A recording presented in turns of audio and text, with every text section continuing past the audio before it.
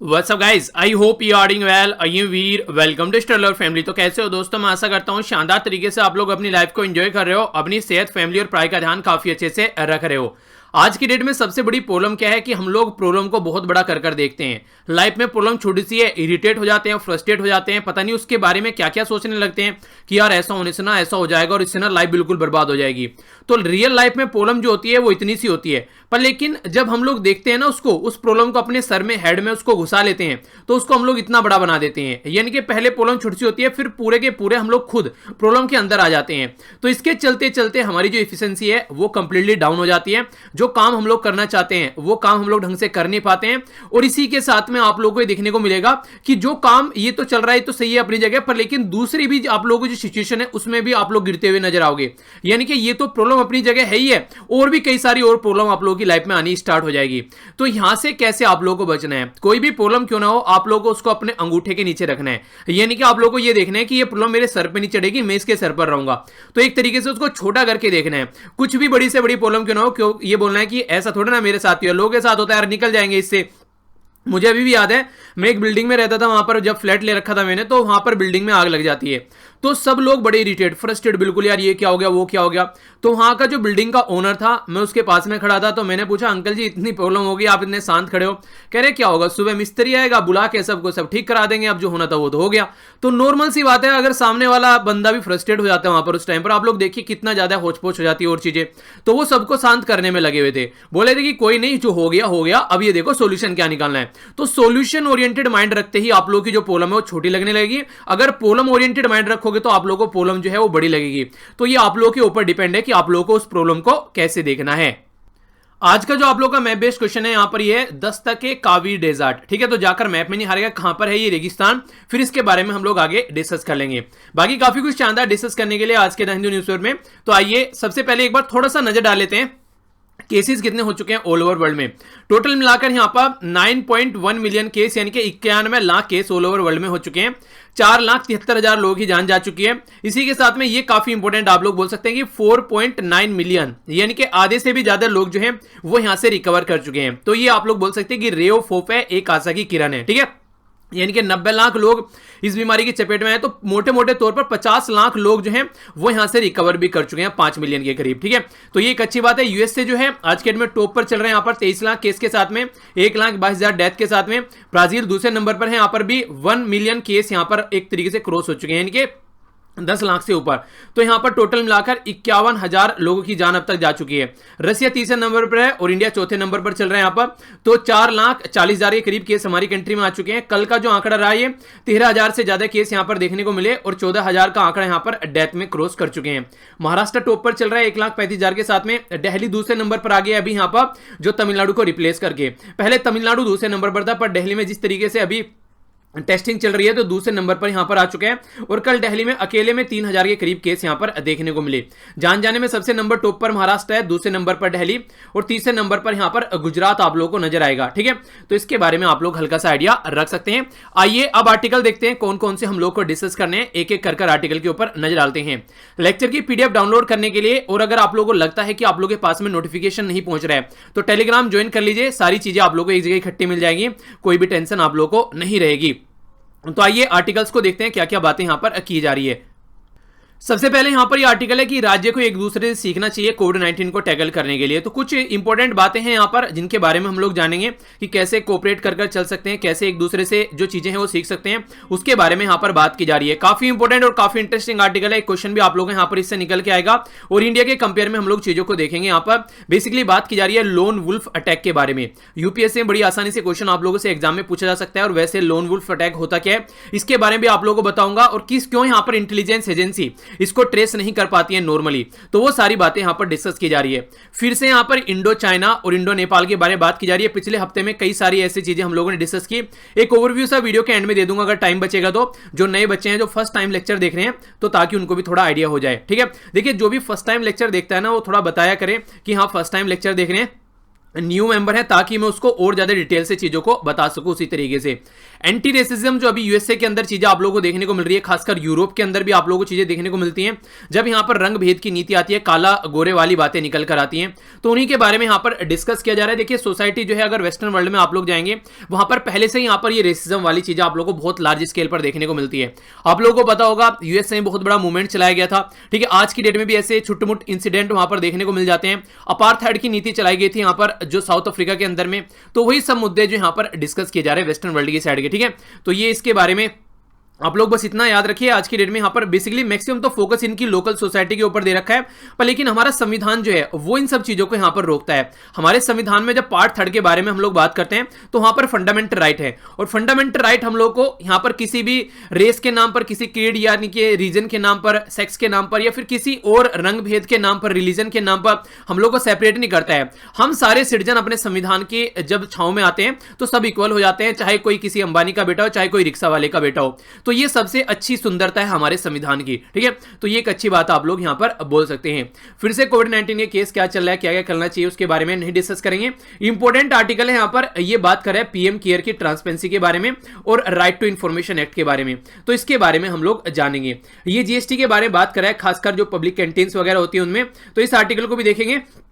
अगर आज टाइम नहीं लगा तो इसको फिर बाद में डिस्कस कर लें, क्योंकि आज मुझे थोड़ा सा कहीं निकलना भी है, तो थोड़ा सा इसीलिए जो लेक्चर है वो आनंद फानन में आप लोगों का जल्दी बन रहा है। और एक और इंपॉर्टेंट फैक्ट, आज जब थोड़ी जल्दी करने का वो होता है तो थोड़ा लेट होती है चीजें। न्यूज़पेपर भी आज थोड़ा लेट अपडेट हुआ, चलिए कोई नहीं, अगर टाइम लगेगा तो इसको भी देख लेंगे, ठीक है। ये कार्टून है, काफी इंपॉर्टेंट, इसको जानेंगे अभी। और यहाँ पर ये डेटा पॉइंट है, कोविड-19 के केस जो बढ़ रहे हैं, जैसा हम लोगों ने यहाँ पर जाना, ये ठीक है। तो इस तरीके की बातों को अलग तरीके से दिखाया गया है।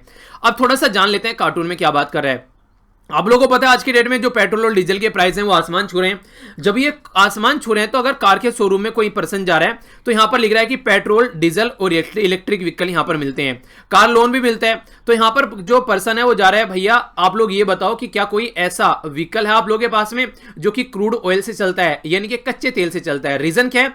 रीजन ये है कि कच्चा तेल मार्केट में 40 रुपए पर बैरल है, यहां पर वो $40 पर बैरल, यानी काफी सस्ता चल रहा है, कई साल के लो प्राइस पर है, क्योंकि ऑल ओवर वर्ल्ड में कहीं ना कहीं लॉकडाउन चल रहा था, इकोनॉमी डाउन चल रही थी, इसके चलते जो क्रूड ऑयल है वो काफी नीचे आ गया है। पर लेकिन पेट्रोल हमारी कंट्री में आसमान छू रहा है, तो इसके चलते पेट्रोल जो डीजल हो गए वो आसमान छू रहे हैं। तो लोग ये सोच रहे हैं कि यार क्यों ना क्रूड ऑयल पर ही कोई गाड़ी बना दो, ताकि क्रूड ऑयल पर ही चलनी स्टार्ट हो जाए।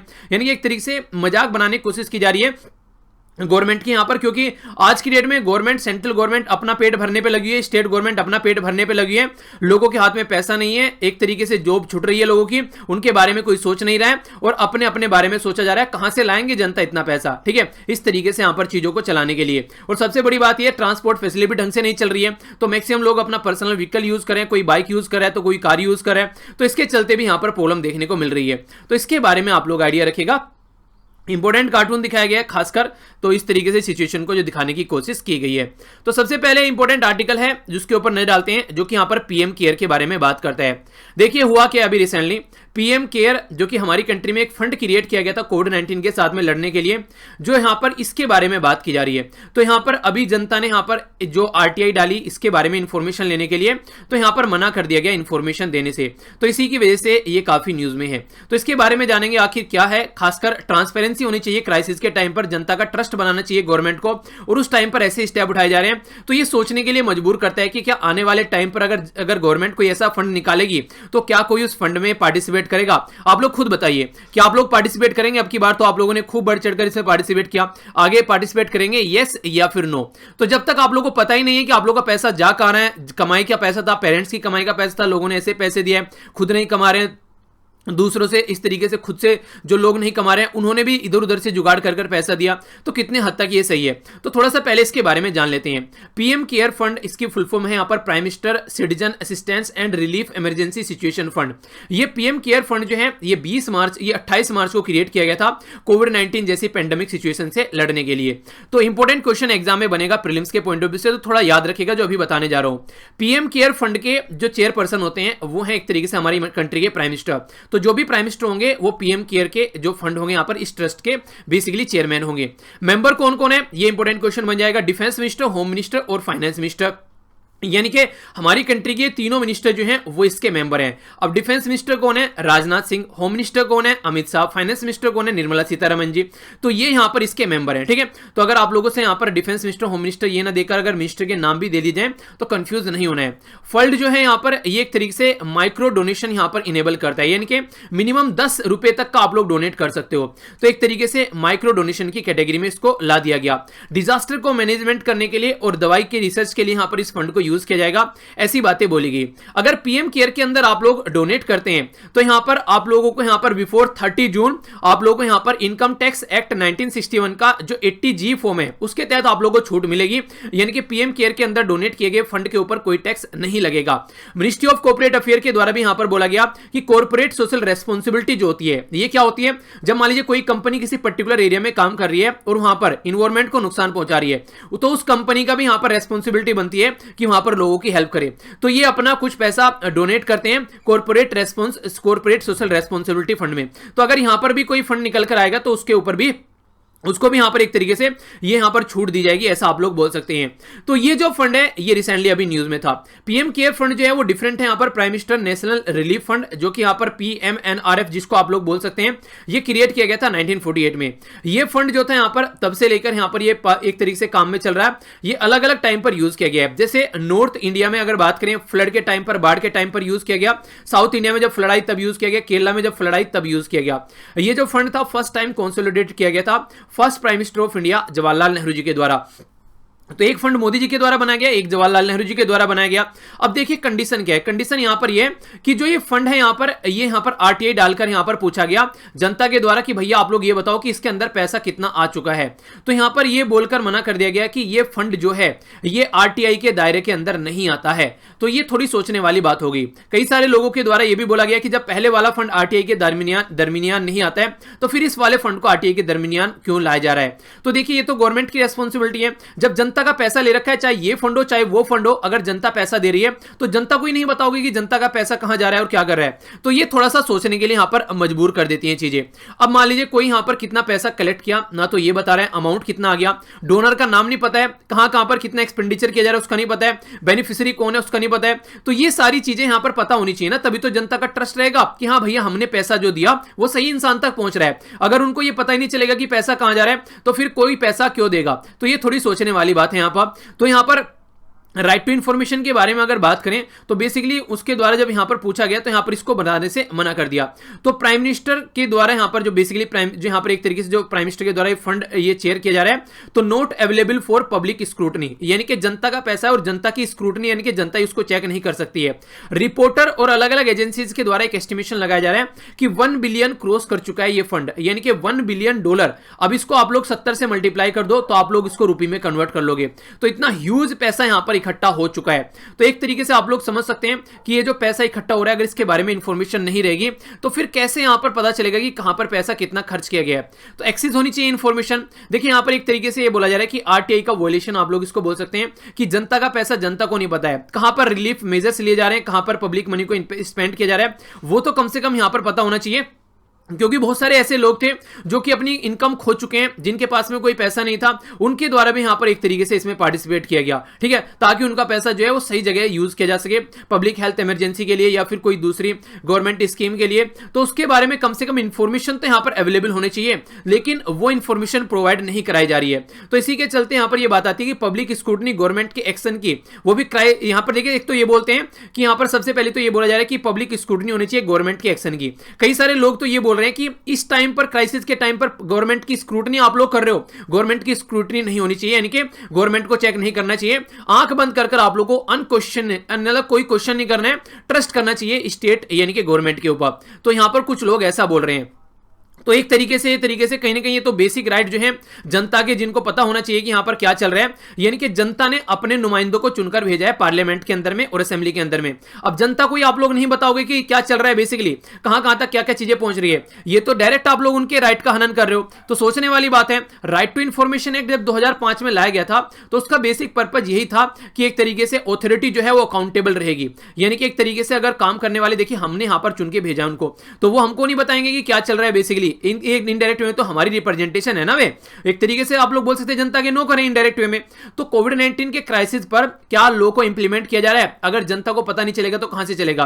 क्रूशियल इंफॉर्मेशन जो है उसका नाम लेकर कई बार क्या किया जाता है, देखिए यहां पर देखिए कई बार ये होता है कि ये सिक्योरिटी के पॉइंट ऑफ व्यू से इंपॉर्टेंट है, चलिए इसको छिपा लेते हैं। पर लेकिन अगर यहां पर ऐसी इंफॉर्मेशन के बारे में बात करें जो कि रिलीफ मेजर के बारे में है, तो उसको आप लोग प्रचार तो बहुत करते हैं कि भैया हम लोगों ने इतना पैसा बांट दिया, यहां पर ये पहुंचा दिया वो पहुंचा दिया।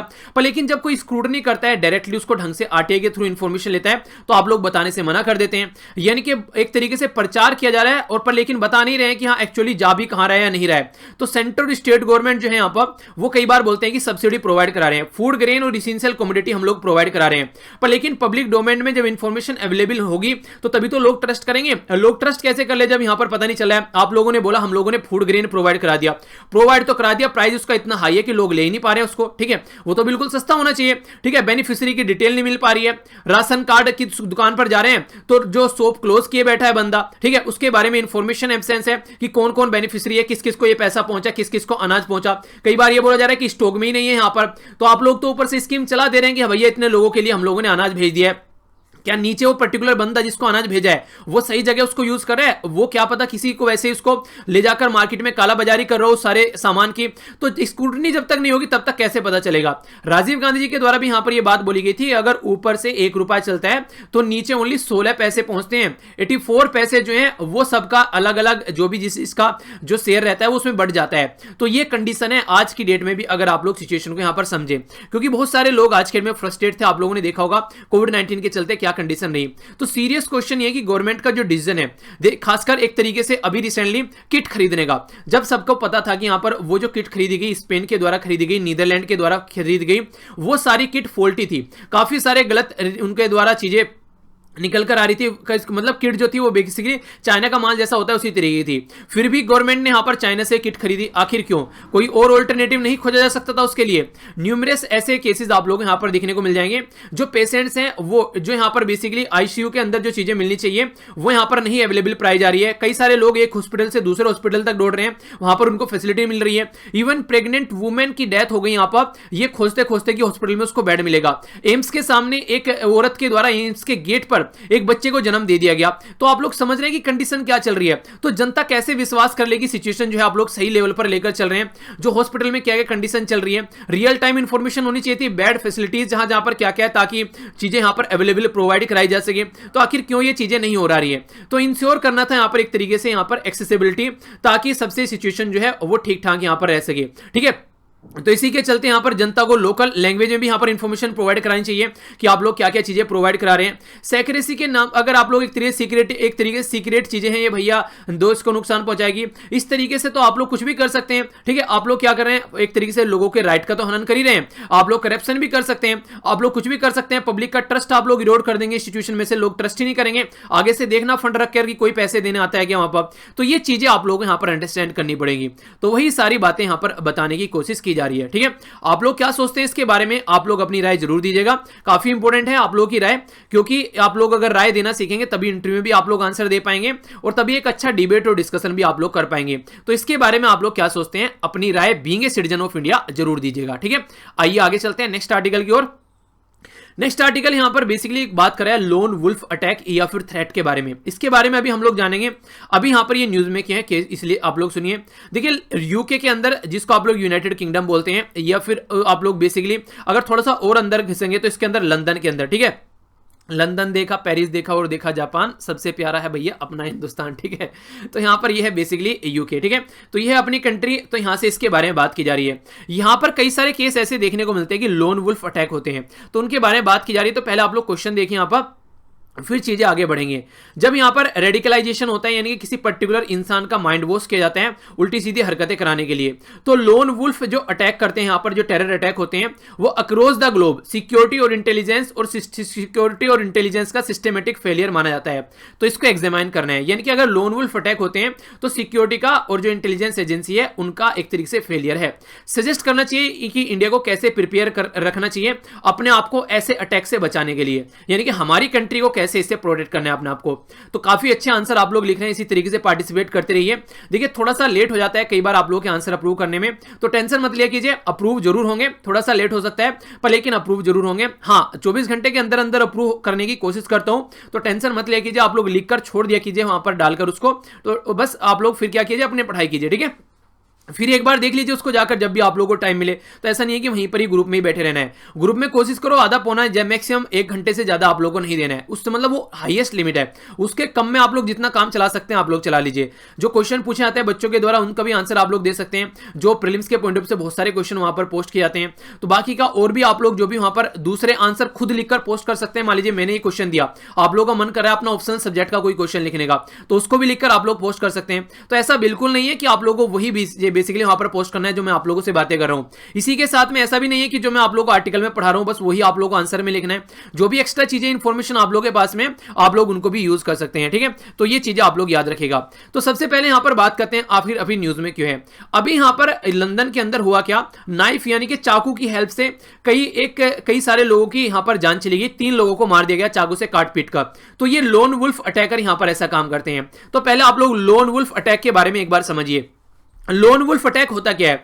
लोन वुल्फ अटैक ऐसा होता है, मान लीजिए एक कोई पर्टिकुलर कंट्री है, जैसे पर्टिकुलर कंट्री के उदाहरण ही दे देता हूं मैं आप लोगों को। सीरिया और इराक में बहुत सारे लोग ऐसे थे जो इधर उधर से इकट्ठा होकर वहां पर गए, खासकर जो आईएसआई यानी कि Islamic state and Syria and Iraq, उसके साथ में जाकर मिलेंगे और वहां पर एक तरीके से उनके द्वारा बोला गया था कि हम लोग इस्लाम को प्रोटेक्ट करते हैं, यानी कि रिलीजन के नाम पर उनके द्वारा हरकतें की जा रही थी। तो अलग अलग कंट्री से ऑल ओवर वर्ल्ड से यहां पर लोग पहुंचे और पहुंचने के बाद में उनके द्वारा कोशिश की गई कि किस तरीके से जो सिचुएशन है यहां पर एक तरीके से उसमें पार्टिसिपेट करना है। अब यहां पर हुआ क्या, अलग अलग गवर्नमेंट एजेंसीज के द्वारा, वर्ल्ड के द्वारा ये जो इनका बेस था, ये जो इनका हब था, उसको डिस्ट्रॉय कर दिया गया। अब लोग यहां से जान बचाकर भागे, फिर जो यहां पर इकट्ठा हुए थे और वो अलग अलग कंट्री में पहुंच चुके हैं, ऑल ओवर वर्ल्ड में यहां पर ये पहुंच चुके हैं जाकर। तो बेसिकली कंडीशन क्या है, कंडीशन ये, अगर मान लीजिए एक कोई प्लान बनाना है, इनको कहीं पर अटैक कराना है, तो उस टाइम पर क्या होता है, प्रॉपर उस पर्टिकुलर पर्सन को ट्रेन किया जाएगा, ट्रेन करने के बाद में उसको सप्लाई की जाएगी कि उसको हथियार वगैरह दिया जाए, उसको चीजें अवेलेबल कराई जाए ताकि वो कहीं पर जाकर एक अच्छा खासा अटैक कर सके। तो ये हो गया एक प्लान अटैक। ऐसे अटैक जो होते हैं वो नॉर्मली आइडेंटिफाई कर लिए जाते हैं, कोई ना कोई ऐसी एक्टिविटी देखने को मिलती है तो उसको आइडेंटिफाई लोग कर लेते हैं और ये सिक्योरिटी एजेंसीज नॉर्मली इसको फाइंड कर लेती हैं, फाइंड आउट कि हाँ ऐसा कुछ होने वाला है। पर लेकिन जब लोन वुल्फ अटैक होता है उसका मतलब ये होता है कि ये जो लोग अलग अलग एरिया में यहां पर चले गए हैं, तो आईएसआई की आइडियोलॉजी से तो ये यहां पर एक तरीके से भरे हुए हैं अंदर से। अब यहां पर इनको ये बोला जाता है कि जब भी आप लोगों को मौका मिले, ना तो आप लोग हमारे कांटेक्ट में रहेंगे, ठीक है, ना ही हम आप लोगों को कोई सप्लाई प्रोवाइड कराएंगे, जिस भी तरीके से आप लोग सामने वाले को नुकसान पहुंचा सकते हैं, उस कंट्री को नुकसान पहुंचा सकते हैं, आप लोगों को नुकसान पहुंचाना है। यानी कि कोई ट्रक चला रहे हैं तो भीड़ भाड़ वाले इलाके में ट्रक ले जाके घुसा दिया, तो बहुत सारे लोगों की जान चली गई। इसी के साथ में चाकू लेकर घुस गए भीड़ भाड़ वाले इलाके में, चाकू से लोगों की गर्दनें काट डाली, ठीक है, और कुछ नहीं मिला, ठीक है। बंदूक लेकर घुस गए उस पर्टिकुलर इलाके में, कहीं से अपने आप खुद से अरेंज करना है, ठीक है।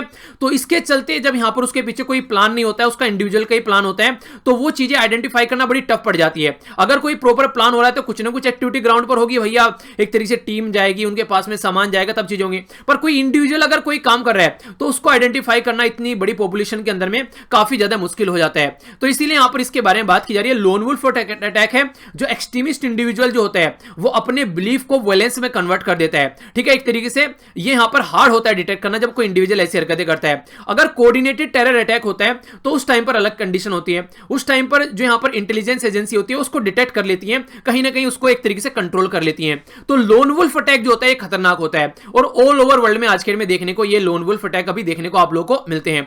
पुलवामा अटैक के बारे में आप लोग बात करें, अगर देखा जाए वहां पर अगर बाहर से कोई सप्लाई नहीं आ रही है तो हमारी कंट्री में चीजें चल रही हैं, मान लीजिए कोई पर्टिकुलर पर्सन है उसने कहीं से अपने आप खुद से अरेंज की चीजें और इस तरीके की चीजों को अंजाम दे दिया, ठीक है, तो इस तरीके से आप लोग बोल सकते हैं। तो ये ऑल ओवर वर्ल्ड में ऐसी एक्टिविटी देखने को मिल रही है। लास्ट नवंबर में ब्रिटिश जो ऑफिशियल है उनके द्वारा बोला गया कि जो लेवल ऑफ थ्रेट है वो सीरियस से घटाकर सब्सटेंशियल कर दिया गया, लेकिन यानी कि कुछ कम हो चुका है आज के डेट में, ऐसी बात बोली गई। पर लेकिन तब के बाद में भी यहाँ पर 3 के करीब मेजर इंसिडेंट देखने को मिले। उस्मान खान 28 ईयर ओल्ड यहाँ पर ये पर्सन था जो कि जेल से यहां पर छुड़ा था उस टाइम पर, तो इसके द्वारा 3 लोगों को यहां पर, इसके द्वारा 2 लोगों को चाकू से मार दिया गया लंदन के अंदर। 20 साल का एक पर्टिकुलर पर्सन था, उसके द्वारा यहां पर जो कि बेसिकली कंडीशन क्या की गई, 20 साल का जो पर्सन था वो, ठीक है, जो पुलिस के द्वारा मारा गया, उसके द्वारा भी साउथ लंदन में अटैक किया गया नाइफ से। 25 साल का एक लीबियन नेशनल था जो कि यहां पर देखने को मिला, तो उसके भी यहां पर ऐसी चीजें यहां पर देखने को मिली, अरेस्ट किया गया इसी पर्टिकुलर कनेक्शन के अंदर में। यानी कि ये वो लोग हैं जो कभी ना कभी आईएसआई के साथ में जाकर मिले होंगे। अब इनके हाथ में कोई कनेक्शन नहीं है आईएसआई का, पर लेकिन इनके अंदर जो एक तरीके से आइडियोलॉजी घुसी हुई है। आप लोगों ने देखा होगा मूवी देखिए कसाब वाली, जब यहां पर क्वेश्चन पूछा जाता है तो ये कहता है कि मैं जन्नत में जाऊंगा, मेरी रूह को पता नहीं क्या क्या, मतलब पता नहीं क्या किस तरीके से माइंड को वॉश किया जाता है। देखिए होता क्या है, देखिए जिस तरीके से आज की डेट में आप लोग देखिए, ये सोसाइटी में भी आप लोगों को अपने आसपास देखने को मिलेगा।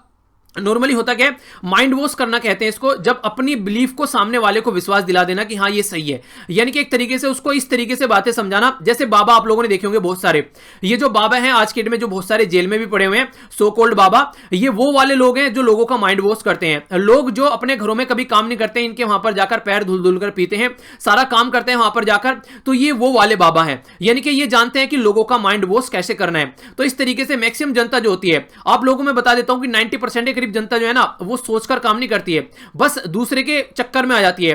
10% के करीब लोग मुश्किल से ऐसे होंगे जो चीजों को अंडरस्टैंड करते हैं, समझते हैं और वही देश चलाते हैं। बाकी की 90% जनता जो होती है वो इसी पर्पज के लिए रहती है कि हाँ उनके ऊपर कोई रूल करे आकर, और वो ऐसी अपनी जिंदगी जीती रहती है। जैसे यहां पर कसाब को बनाकर भेजा गया, माइंड को ऐसा वॉश किया गया कि जन्नत में जाओगे तो तुम्हारी रूह से अप्सराएं मिलेंगी, तुमको वहां पर जन्नत में ये किया जाएगा वो किया जाएगा। तो इसकी जन्नत जो थी वो हमारी कंट्री में जेल के अंदर इसको फांसी दे दी गई, तो यहां पर इसकी जन्नत देखने को मिली। तो कंडीशन क्या हो गई, कंडीशन यहां पर ये हो गई, at the end of the day खात्मा कैसे हुआ। अब ऊपर क्या जन्नत मिल रही है तो ये जानेगा, कोई भी रिलीजन ये नहीं बताता है आप लोगों को कि हाँ आप लोग कुछ गलत करो आपको जन्नत मिलेगी, तो वो कंडीशन आप लोग समझ सकते हैं। नेक्स्ट यहां पर जो नेक्स्ट पर्सन है जिसके द्वारा अभी अटैक किया गया यहां पर, ये हालांकि जो MI5 है इसकी रडार पे था, यानी कि जो यूके की इंटेलिजेंस एजेंसी की रडार पे था, पर लेकिन कोई पुख्ता सबूत नहीं मिल पाया इसके लिए, जिसकी वजह से यहां पर इसके चलते कस्टडी में इसके एक तरीके से कस्टडी में इसको नहीं ले पाए, ठीक है। तो डिक्लेयर अगर बात करें यहां पर आज के डेट में कस्टडी में है, तो इसके द्वारा जब एक्टिविटी की गई तब यहां पर फिर से इसको आइडेंटिफाई किया गया। यानी कि कई बार जो लोन वुल्फ अटैकर होते हैं उनके बारे में सबूत ही नहीं मिल पाता है, तो कहां से उनको गिरफ्तार कर ले, किस बिना पर उनको गिरफ्तार कर ले, तो ये बातें बोली गई है। यूके के अंदर स्पेशली अगर लंदन के बारे में आप लोग बात करते हैं तो यहां पर लो टेक लोन वुल्फ अटैक आप लोगों को देखने को मिलते हैं। यानी कि कोई चाकू से अटैक कर देगा, कोई व्हीकल कोई लेकर जा रहा है लोगों के ऊपर चढ़ा देगा, तो ऐसे अटैक देखने को मिलते हैं। टेररिस्ट ऑर्गेनाइजेशन जो है वो यहां पर कहीं ना कहीं स्प्रेड करती है, यहां पर एक तरीके से देखिए जहां पर बिग अटैक नहीं कर पाते ना, ये यहां पर मान लीजिए कोई पर्टिकुलर कंट्री है, बॉम्ब ब्लास्ट नहीं कर पा रहे हैं, ठीक है, कसाब जैसी कोई हरकतें नहीं कर पा रहे हैं, तो वो क्या करते हैं, वुल्फ अटैक का सहारा लेते हैं। फिर वहां पर लोन वुल्फ अटैक यानी कि इंडिविजुअल पर्सन को यूज किया जाता है। और ये बेसिकली स्टार्ट कहां से हुआ था, ये सीरिया और इराक का जब बेसिकली इनका जो कैलिफेट था, जो यहां पर खलीफा था, जब वहां से खत्म होने लगा और लोग जो है वहां से निकल कर जाने लगे इनके सपोर्टर्स, तो तब यहां पर वेस्टर्न सिटीज में बोला गया कि आप लोग इस तरीके से एक्टिविटी करना स्टार्ट करो। 2017 में खालिद जो मसूद है ब्रिटिश सिटीजन, उसके द्वारा क्या किया गया, जो यहां पर पेडेस्ट्रियन जो लोग थे उनके ऊपर यहां पर एक तरीके से जो बेसिकली ये यहां पर कार चढ़ा दी गई, 6 लोगों की जान चली गई और 40 के करीब वहां पर एक तरीके से घायल हो गए। उसको हालांकि मार दिया गया, वो एक अलग बात है। तो सिचुएशन क्या घुमा फिरागा, सिचुएशन ये है कि जो रेडिकल सोसाइटी देखने को आप लोगों को मिलती है, जो रेडिकलाइजेशन देखने को मिलते हैं, यानी कि धर्म के नाम पर या किसी और एक्टिविटीज के नाम पर लोगों के माइंड को वॉश कर देना, तो उसको बोलते हैं एक तरीके से अपने हिसाब से चला लेना उनको। तो ये एक्टिविटी आप लोगों को यहां पर देखने को मिलती है। अगर अपनी कंट्री में बात करें तो कैसे इसको रोका जा सकता है, सबसे पहले तो हमारी कंट्री की जो पुलिस है उसको इफिशिएंटली यहां पर काम करना चाहिए, क्योंकि आप लोगों को ये देखने को मिलेगा जो पुलिस है ना वो भी एक तरीके से अप टू द मार्क नहीं है, जिस तरीके की थ्रेड देखने को मिलती है। बाबा आदम के जमाने की ट्रेनिंग होती है, आज के में भी वही लाठी लिए हुए घूमते रहते हैं, वही एक्टिविटी मैक्सिमम देखने को मिलेगी। जबकि अगर थ्रेड देखें वो काफी लार्ज स्केल पर हाई लेवल की चीजें आगे बढ़ रही हैं, साइबर थ्रेड जैसी चीजें देखने को मिलती है। और साइबर थ्रेट की बात करें तो कई सारे लोगों को आप लोगों को देखने को मिलेगा कि कंप्यूटर तक चलाना नहीं आता एक ठीक लेवल के ऑफिसर को भी, तो ये कंडीशन नजर आएगी। तो कैसे उसको टैकल कर पाएंगे, तो उसके ऊपर फोकस देना है, इंटेलिजेंस नेटवर्क को इनहेंस करना पड़ेगा।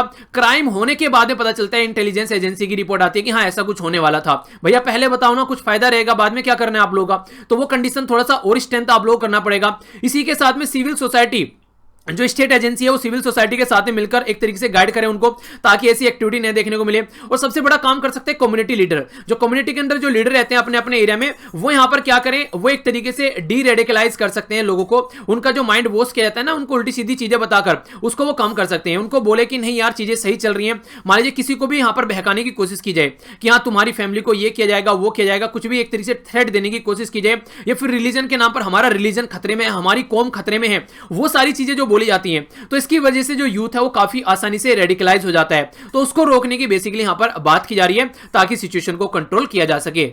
आइए आगे बढ़ते हैं। क्वेश्चन का आंसर अच्छे से दीजिएगा और एक दूसरे का आंसर एनालाइज भी कर लिया कीजिए, बहुत कुछ सीखने को मिलेगा। देखिए आप लोग क्या कर लीजिए, कम से कम 2 या 3 आंसर को जरूर पढ़िए, क्योंकि बहुत सारे ऐसे पॉइंट होंगे जो आप लोग के आंसर में नहीं होंगे, सामने वाले के आंसर में होंगे, तो आप लोग उसको अच्छे से समझ पाओगे। ठीक है, तो ये काम आप लोगों को करना है। नेक्स्ट यहां पर बात की जा रही है, ये बेसिकली एक राज्य में अगर कोविड-19 के केस बढ़ रहे हैं तो दूसरे से सीख सकते हैं और सिचुएशन को कंट्रोल कर सकते हैं।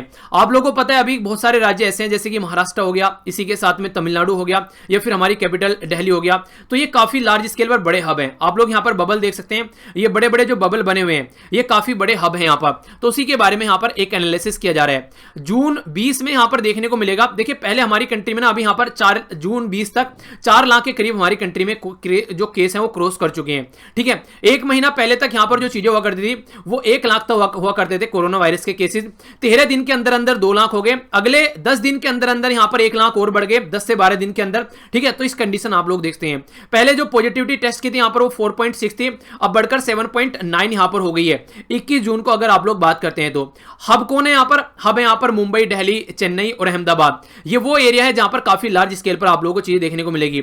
मोर्टेलिटी के बारे में बात करें तो वो बढ़ती जा रही है। यहां पर अगर आज के डेट में आप लोग देखते हैं, फर्स्ट डेथ जो रिपोर्ट की गई थी वो मार्च 13 में रिपोर्ट की गई थी, और तब से लेकर अगर बात करें जब यहां पर एक तरीके से जो फर्स्ट फिगर क्रॉस किया 1000 का, वो 28 अप्रैल को यहां पर देखने को मिला। उसके बाद में जो केस निकल कर आ रहे हैं 3 से 4 दिन, 4000 तक तो चीजें सही चली, तो अब 3 से 4 दिन के अंदर अंदर यहां पर 1000 केस हो जाते हैं। यानी कि अब यहां पर हमारी कंट्री में जो केस हो चुके हैं आप लोग यहां पर देखें 14000 का आंकड़ा क्रॉस कर चुके हैं। यानी कि आज की डेट में हमारी कंट्री में जो टोटल डेथ हो चुकी है वो 14000 का आंकड़ा क्रॉस कर चुकी है। तो इस तरीके से केस यहां पर बढ़ रहे हैं। ठीक है, ये नंबर आप लोग मत याद रखिएगा, क्योंकि ये जो आर्टिकल होता है एक मान लीजिए आज केस आए, ठीक है, आर्टिकल मान लीजिए लिख रखा है यहां पर बंदे ने 21 तारीख का, ठीक है, तो अभी केस बढ़ गए तो ये डेटा थोड़ा ऊपर नीचे होता रहता है। ये जो फिगर मैंने आप लोगों को बताई है ये लेटेस्ट मॉर्निंग की ही फिगर है, ये इसमें जरा सा भी डिले नहीं है, पर लेकिन जो आर्टिकल है वो तो कल शाम लिख दिया गया, हो सकता है कल सुबह लिख दिया गया हो, तो तब से केस बढ़ चुके हैं। तो इसलिए फिगर को ये मत सोचेगा वहां पर कुछ हो रहा है और यहां पर कुछ हो रहा है। ठीक है, कई सारे बच्चों के माइंड में कंफ्यूजन हो जाता है।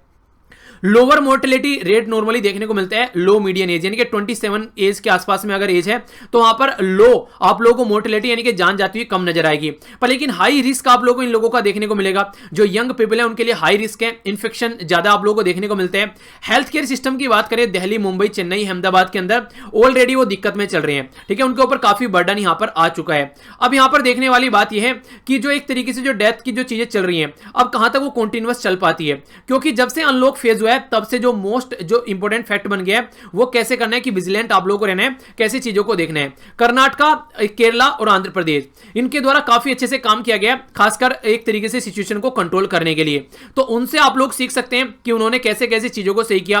केरला के द्वारा फुल्ली गेयर लगा दिया गया, जब फर्स्ट केस निकल गया ट्रैक करना है, फिर उसके बाद में टेस्ट करना है, फिर आइसोलेट करना है अगर कोई पॉजिटिव पाया जाता है, और फिर उसके ट्रेस कॉन्टैक्ट करने की किस किस पर्सन से वो मिला। तो केरला के द्वारा इसको काफी अच्छे से इंप्लीमेंट किया गया, इसीलिए केरला जो था वो सिचुएशन को कंट्रोल करने में कहीं ना कहीं सक्सेस हो पा रहा है। ठीक है, नेक्स्ट अगर बात करें बेंगलुरु के अंदर अगर आप लोग देखेंगे तो वहां पर जिस तरीके से जो चीजें हैं वो एक तरीके से चीजों को थोड़ा सा ठीक ठाक चीजें कर पाए। अगर दिल्ली, मुंबई, चेन्नई के मामले में अगर बात करें वहां पर चीजें बहुत ज्यादा देखने को मिली, तो आप लोगों को सिटीज के अंदर भी डिफरेंस नजर आ जाएगा। अगर बात करें महाराष्ट्र के अंदर तो महाराष्ट्र के अंदर भी जो चीजें हैं अप्रोच जो थी वो टेस्टिंग जो थी वो काफी अच्छे से बढ़ा दी गई, तो एक अच्छी बात आप लोग बोल सकते हैं। इसी के चलते जो यहाँ पर धारावी वाला रीजन है, बेसिकली जो महाराष्ट्र के अंदर धारावी वाला रीजन है, ये एशिया की सबसे बड़ी झुग्गी झोपड़ी बोली जाती है। तो एक तरीके से एग्रेसिव टेस्टिंग ही यहां पर ये महाराष्ट्र के अंदर इनेबल कर पाई, ताकि इस तरीके के एरिया को हम लोग कंट्रोल कर सकें, वरना बहुत केस हो जाते और सिचुएशन जो है वो काफी खतरनाक देखने को मिल सकती थी। नेक्स्ट अगर बात करते हैं तेलंगाना, वेस्ट बंगाल, उत्तर प्रदेश और बिहार, सबसे बड़ी बात यह है यहां पर देखने वाली कि यहां पर कम केस देखने को मिल रहे हैं, और यहां पर सबसे ज्यादा केस होने चाहिए थे। क्यों? क्योंकि जहां जहां पर भी माइग्रेंट वर्कर जा रहे हैं वहां पर पॉजिटिव केस काफी ज्यादा देखने को मिले हैं। पर लेकिन ये राज्य ऐसे हैं जैसे कि उत्तर प्रदेश, बिहार, वेस्ट बंगाल, यहां पर जो माइग्रेंट वर्कर जो पहुंच रहे हैं यहां पर केस बढ़े ही नहीं है। तो इसका मतलब क्या है? इसका मतलब ये चेक ही नहीं कर रहे हैं, केस तो दुनिया भर के यहां भी बढ़े हुए, क्योंकि सबसे ज्यादा जो लोग वापस आए हैं वो उत्तर प्रदेश, बिहार और वेस्ट बंगाल में आए, यहीं के लोग बाहर जाकर काम कर रहे थे और इन्हीं राज्य के अंदर केस नहीं बढ़े हैं। तो इसका मतलब क्या है कि छिपा रहे हैं चीजों को, ठीक है, बता नहीं रहे हैं, केस तो है, टेस्ट नहीं कर रहे हैं, केस तो है, जनता को एक तरीके से बताने की कोशिश नहीं की जा रही है, बचाने की कोशिश की जा रही है ताकि केस जो है उन तक न पहुंचे। ठीक है, तो इसका मतलब ये नहीं है कि आप लोग आंखें बंद कर लेंगे तो केस केस नहीं बढ़ेंगे, आप लोग आंखें बंद कर लेंगे तो लोग बीमार नहीं होंगे। तो ये थोड़ा सा आप लोगों को समझना पड़ेगा। इसी के साथ में बात करें तो क्लिनिकल जो टेस्टिंग है यहां पर वो बेसिकली बीमारी के लिए से चेन्नई वाले एरिया की बात करें तो हाई स्प्रेड देखने को मिल रहा है वहां पर, ठीक है। तो टाइम कई बार हम लोगों ने लॉस्ट कर दिया। जैसे लॉकडाउन चल रहा था तो उस टाइम पर फैसिलिटी क्या होनी चाहिए थी, फैसिलिटी होनी चाहिए थी जैसे अभी यहां पर जो केरला के द्वारा की गई, केरला के द्वारा प्रॉपर वे में चीजों को इंप्लीमेंट किया गया, ट्रैक किया गया, टेस्ट किया गया, आइसोलेट किया गया और एक तरीके से कॉन्टैक्ट ट्रेस किया गया। तो यही काम आप लोग भी कर सकते थे पर लेकिन आप लोगों के द्वारा नहीं किया गया, ठीक है। तमिलनाडु के बारे में बात करें तो अब बोला जा रहा है कि तमिलनाडु जो है कहीं ना कहीं टाइम लॉस्ट हो चुका है, क्योंकि जिस तरीके चीजें बढ़ रही है तमिलनाडु के अंदर काफी कुछ यहां पर देखने को मिला। डोर टू डोर सर्विलेंस की बात की जाए, लार्ज टेस्टिंग की बात की जाए तो यही चीजें, केस को छिपाना सॉल्यूशन नहीं है, क्योंकि प्रॉब्लम को छिपाना प्रॉब्लम को और बढ़ाने के बराबर होता है। उसको टैकल करना है तो उसके सामने जाकर खड़े हो और बोलो कि प्रॉब्लम को मुझे टैकल करके चलना है। तो उस तरीके से आप लोगों को काम करना पड़ेगा। अगर प्रॉब्लम को छिपाओगे तो कभी भी प्रॉब्लम का सॉल्यूशन नहीं निकाल पाओगे, ठीक है। तो ये बेसिकली यहां पर बोलने की बात की जा रही है। ओके, तो ये था टोटल आज का डिस्कशन। देख लेते हैं आज का क्वेश्चन है आप लोगों के सामने यहां पर, जो कल मैप बेस्ड क्वेश्चन था उसका आंसर यहां पर बात की जा रही है नामीब, ये कोस्टल डेजर्ट के बारे में बोला जा रहा है, नॉर्थ अफ्रीका के अंदर में। दूसरा बोला जा रहा है नैरो प्लेस बोला जाता है। इसका जो मीनिंग है ए स्टेटमेंट सही है, बी सही है, दो सही है, कोई सी भी सही नहीं है। तो समझ लेते हैं कौन सा आंसर सही है। तो आंसर सही है डी, यानी कि कोई सी भी सही नहीं है यहां पर, क्योंकि ये सदर्न अफ्रीका के अंदर आप लोगों को देखने को मिलेगा। दूसरा नामीब का मतलब होता है वास्ट प्लेस, यानी कि बड़ा एरिया, ठीक है। तो ये यहां पर आप लोगों को अंगोला, नामीबिया और साउथ अफ्रीका के अंदर जो बेसिकली ये एरिया है, ये जो रेड एरिया थोड़ा थोड़ा आप लोगों को देखने को मिल रहा है। तो ये यहां पर ये पर्टिकुलर इस पर्टिकुलर डेजर्ट के बारे में बात की जा रही है, ठीक है। तो इसके बारे में याद रख सकते हैं आप लोग कि किस पर्टिकुलर एरिया में है। तो क्वेश्चन में जो दोनों स्टेटमेंट दी थी वो दोनों स्टेटमेंट यहां पर गलत है, तो आंसर इसका डी हो गया। तो ये था टोटल आज का डिस्कशन। फीडबैक जरूर दीजिएगा, लेक्चर को जरूर लाइक और डिसलाइक कीजिएगा अगर पसंद नहीं आ रहा है और पसंद आ रहा है, और इसी के साथ में नीचे कमेंट बॉक्स में जरूर बताइएगा कि क्या क्या चीजें आप लोगों को देखने को मिल रही हैं, क्या कमी लग रही है और कहां खामियां हैं, उनको इंप्रूव किया जा सके। इसी के साथ में एक इंपॉर्टेंट फैक्ट ये भी है कि क्वेश्चन का आंसर जरूर दीजिएगा। आप लोग अगर फेसबुक पर नहीं है तो वीडियो के नीचे भी आप लोग कमेंट बॉक्स में अपना आंसर लिख सकते हैं। अगर कोई और आप लोगों से कोई क्वेश्चन पूछता है तो उसका भी आंसर दिया कीजिए, ताकि एक परिवार की तरीके से हम लोग चीजों को आगे लेकर चल सकें। तो मिलता हूं नेक्स्ट लेक्चर में। बड़ों को नमस्ते, छोटों को प्यार। और हाँ देखिए, मॉर्निंग में क्वेश्चन की वीडियो आती है, वो बेसिकली बच्चा एक बोला था कि सर क्वेश्चन जो है वो थोड़े से पुराने वहां पर है, तो एक तरीके से वो रिवीजन की वीडियो है आप लोगों की, क्योंकि जो क्वेश्चन है वो आप लोगों के लगभग 3-4 महीने पहले देखने को मिलेंगे। तो करंट तो आप लोग यहां पर चल ही रहा है और पुराने क्वेश्चन वहां पर आप लोग हो जा रहे हैं। तो इस तरीके से, ताकि देखिए पुरानी चीजें आप लोग लेट पढ़ते हैं, रिवीजन नहीं करते हैं, तो मैंने सोचा कि मैं थोड़ा सा आप लोगों की हेल्प करा दूं उसमें। तो इसलिए थोड़े पुराने क्वेश्चन वहां पर है, ताकि कोई प्रॉब्लम आप लोगों को देखने को न मिले। और हमेशा प्रॉब्लम को छोटा रखिए, बड़ा मत बनाइए, ठीक है। तो मिलता हूं नेक्स्ट लेक्चर में। बड़ों को नमस्ते, छोटों को प्यार। छोटी सी लाइफ एंजॉय करा। तब तक के लिए जय हिंद।